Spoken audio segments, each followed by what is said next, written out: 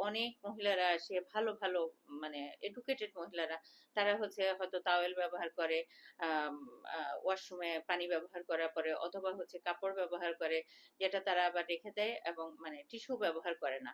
তো এটা হচ্ছে মুছে আবার রেখে দেয়, পরবর্তীবার ওয়াশরুমে গেলে আবার সেই মানে কাপড়টা ব্যবহার করে, এতে করে হচ্ছে আম, সম্ভাবনা অনেক, মানে ইনফেকশন হওয়ার পসিবিলিটি অনেক বেশি থাকে। আর পরিষ্কার পরিচ্ছন্ন না থাকলে হচ্ছে মহিলাদের ক্যান্সারের ঝুঁকি বেড়ে যায়।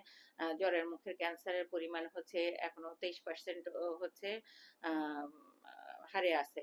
তো অতএব হচ্ছে আমাদের দেশে খুব বেশি না থাকলেও হচ্ছে কমও না। তো জ্বরের মুখে হচ্ছে ক্যান্সারের প্রবণতা কমবে, প্রস্রাব ইনফেকশনের প্রবণতা কমবে, তারপরে হচ্ছে এই সাদা সমস্যা কমবে। এগুলি হচ্ছে এভাবে পরিষ্কার পরিচ্ছন্ন থাকতে হবে, পুকুরের পানি ব্যবহার করবে না। আহ এই কয়েকটা জিনিস মেনে চললেই হচ্ছে সাদা স্রাবের সমস্যা থেকে